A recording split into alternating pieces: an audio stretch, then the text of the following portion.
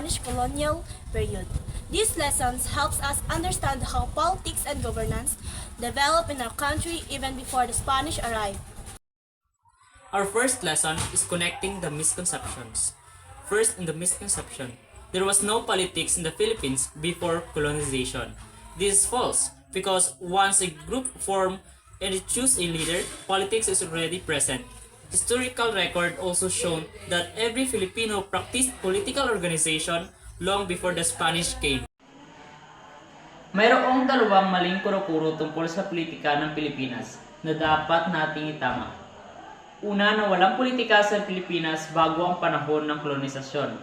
Sa kahulugan ng politika, sa tuwing may buong grupo at mayroong napiling mga pinuno, mayroong paglalaro ng kapangyarihan kahit hindi pa alam ng grupo ang konsepto na iyon. Bukod pa rito, may mga ulat o talaan na napapatunay sa pagkakaroon ng politikan sa Pilipinas bago ang panahon ng kolonisasyon. Second is the misconception that all political problems we have today were caused by colonization. This is also incorrect because many issues and practices exist long before the Spanish colonizers.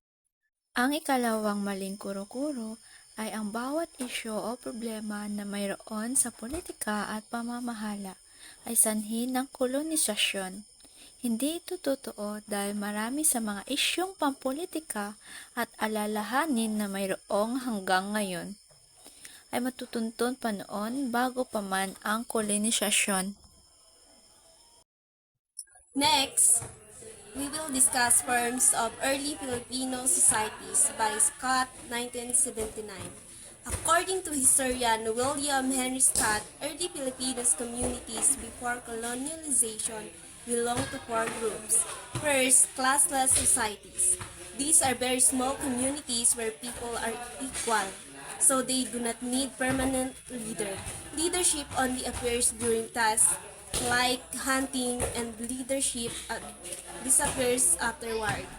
Politika noong pre-colonial sa Pilipinas kasing dami ng sari-saring katingiang kultural ng bansa at sa pagpapalawak ng relihiyon ng Timog Silangang Asya. Nakilala ni Scott 1979 ng 4 na uri ng mga lipunang Pilipino na hindi na-impluwensyahan ng Espanya sa bansa, na nakapreserba ng ilang bahagi ng kanilang tradisyonal na sistemang politika. Ang unang uri ng mga lipunang walang klase o mga komunidad na napakaliit na hindi nila kailangan ng pinuno. Ang pangangailangan para sa isang pinuno ay dumadating lamang sa pagpapadali ng pangangaso. Ngunit pagkatapos ng bawat ekspedisyon, nawawala ang kapangyarihan ng itinilagang pinuno. The second forms of early Filipino societies, the warrior societies. These communities have a warrior class who serve as leader for laws, inter-ethnic relations, and judicial matters. They are larger groups and may have hostile relationships with neighboring communities. Ang ikalawang uri ay ang mga lipunang mandirigma na mayroong tinukoy na klase ng mandirigma na itinalagaring mga pinuno para sa lehislasyon, ugnayang inter-etniko at mga usaping panghukuman. Ang mga komunidad na ito ay medyo mas malaki kaysa sa una at may higit pa o mas kaunting mapusok na relasyon sa ibang grupo. Kaya, ang pangangailangan para sa klase ng mandirigma. The third forms of early Filipino societies, petty plutocracies. These communities have a leader's economic division. The leaders usually come from the privileged class. However, leaders must still prove themselves worthy to rule. Ang ikatlong uri ng mga munting plutokrasya kung saan mayroong malinaw na dibisyon ng ekonomikong klase. Sa karamihan ng mga pagkakataon, ang pinuno ng gayong mga komunidad ay nagmumula sa pribilehiyong klase.